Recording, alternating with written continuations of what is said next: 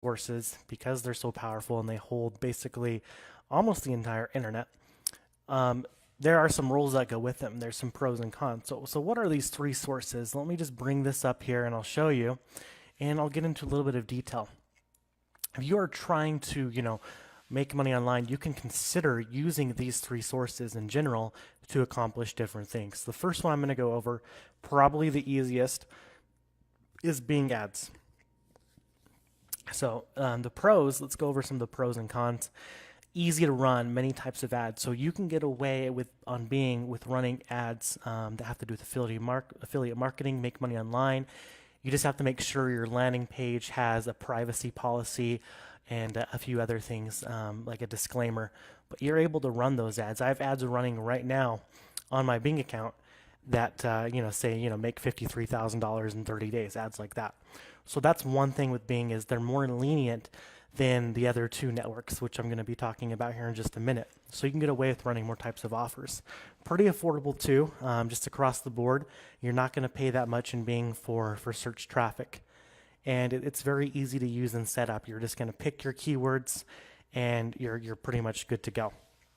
Now, the con with Bing ads, and Bing is also combined with Yahoo. So here's Bing right here as an interface. If I was to go type in cars, for example, just like in Google, you're going to see ads that are going to pop up, usually on the right-hand side, right over here on the page. Sometimes they pop up here as well. It looks like this is most likely an ad. Usually the first link is. So that's kind of what it's like to advertise in Bing. Let me go back over here. And some of the cons really, Bing and Yahoo combined only hold about 30% of internet traffic. I mean, that's still a lot of traffic, but it's not as much compared to other sources. And sometimes the quality is not as great as the other two sources. So that's something that you need to keep in mind, that you're not always going to get as high of quality. So that's Bing. And then Google AdWords. I do like AdWords. You can get very high quality search traffic. In fact, search traffic, in my opinion, if you're going for a quality of a lead, you're going to get the highest quality from a search. And that the reasoning behind that is, if someone goes and they type in, car insurance, that's because they're actually searching for that. You have a very active person, right? Same thing with Bing. If someone goes and searches that keyword, very high quality, except Google is even higher quality because you have more of a user base, and there's actually more user trust with Google than with Bing and Yahoo. Okay, and there's tons of volume, and that goes for both the search and the display network. And that's another thing AdWords has that's really, really powerful, is the display network. And you can actually get very, very cheap traffic from the display network. Not so much from the search network. I mean, there are exceptions. I'll talk about that in just a minute. But Google and its third-party advertisers or network has a very, very large reach, because there's a lot of blogs out there, a lot of websites. If you were to go onto a blog or a website, you're more than likely going to see AdSense ads. These are display banners that pop up. Sometimes there's text ads that pop up, and then those are people hosting. Google compensates those that are hosting the ads on their traffic, and it just gives the advertisers, us who want to go out there and publish the ads, the publishers, it gives us more reach, because the Google search network has a lot of reach. But when you're able to go into all these microsites, and if someone's searching for car insurance and they land on an article about car insurance, that car insurance blog or website can serve ads to you. Okay, some of the cons, once again, Google doesn't like affiliate or make money online offers. You just really can't get around those. You're going to want to make sure you're using compliant landing pages. That's very important when you're running search traffic, is they want landing pages with privacy policies, disclaimers, all the good stuff, all the details that actually look like a website. You don't want to just put up a landing page that says, hey, or put in your email address and learn how to do X, Y, Z. There needs to be content on the page, and that's the key. Content has to be on the page. Search traffic is usually very expensive. There is some exceptions. You can get cheap traffic in search. I've been able to do it. But for a lot of things that you're doing, if you want that really high position, so if I go to Google and let me type in cars, I'll do the same example. If I want to appear at the top here, these top two spots, I have to bid higher to get that placement. I'm going to probably have to bid, maybe $3, $4, $5 for a single click. So that's something you need to keep in mind, is to be at this placement. Now, if you're lower, see if I start scrolling down, I have my page set up a little bit lower, And let's say I go to page 2, you get ads that pop up on the side as well, which they're not right now. Might just be my settings, but you'll usually get ads that pop up on the side. Let me try something like car insurance. Okay. All right, there we go. So very competitive. This spot right here is the most competitive because it's the highest placement. And then you have this is very competitive as well. And then you have all these on the right. And just the lower you are, then the less you're bidding. So you have to bid really, really high, probably maybe $10, $11 a click for something like car insurance, just to be at that top placement. And that's the one thing that is a little bit hard about Google search versus the Bing search, because Bing search you can get traffic, a lot cheaper. You could probably bid $1 or $2 in Bing for car insurance and get that really high placement. Okay, so that's one thing you have to keep in mind. And then display traffic can often bring in irrelevant mobile clicks unless you filter them out. So if you don't know what you're doing with the display network, you can go and set up a campaign in search and display. You're going to see all this traffic coming through because it happens if you don't change any of the settings. And a lot of those clicks are coming from mobile apps. So if you think about it, if you have someone playing a game on their phone, how many times have you accidentally clicked on an ad because you're playing a game?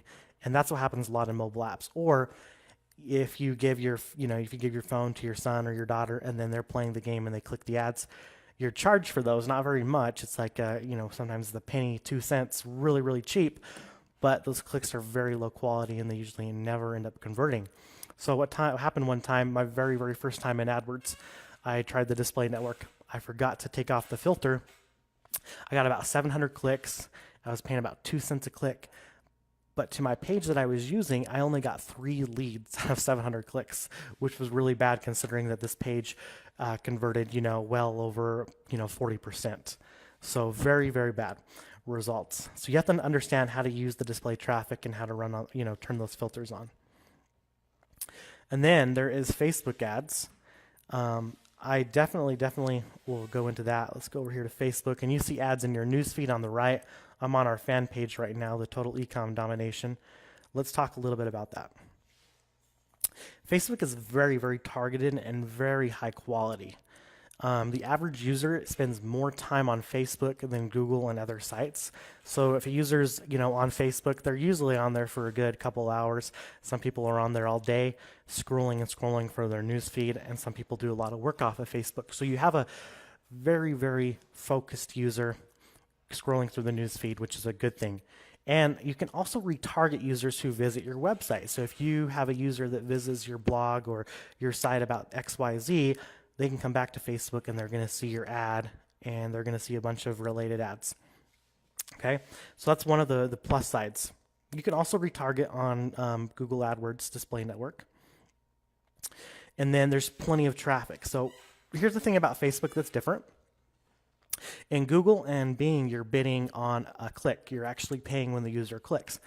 Facebook is always impressions based. Now, you may be like, well, that's not right because I see where you can bid on clicks, or I can see where you can clicks. Yes, you can.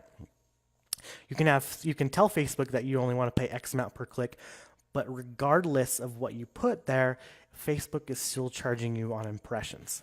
So that's why you can have no clicks to your ad and still spend money. So look at one of your ads. It'll say that you reach maybe 100 people and you spent maybe 34 cents to reach those 100 people, but you have no clicks. That's because you're paying for impressions every time that your ad shows up in the news feed, which can be very expensive if you're not setting your ads up the right way, meaning you have to use the right targeting, knowing where your buyers are.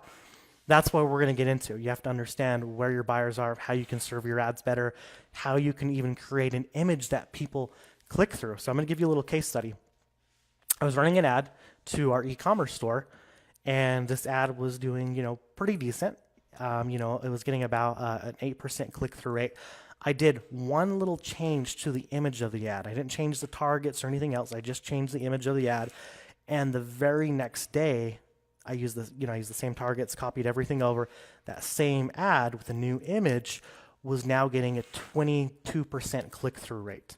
It was just insane. So what I did is I took from going 8% to 22%. So I basically not quite tripled, just shy of 2%, but I almost tripled the results that I was getting, which means that I also decreased my cost per click and divide that by 3. So saving a lot of money since it is impressions based. So that's the pros about Facebook, is if you really know what you're doing, you can drill into it and make a lot of money. And Facebook is one of the networks where I've ran ads that's actually responsible for, I've been able to generate, well over $1 million from Facebook ads in about 9 months because of how powerful it is.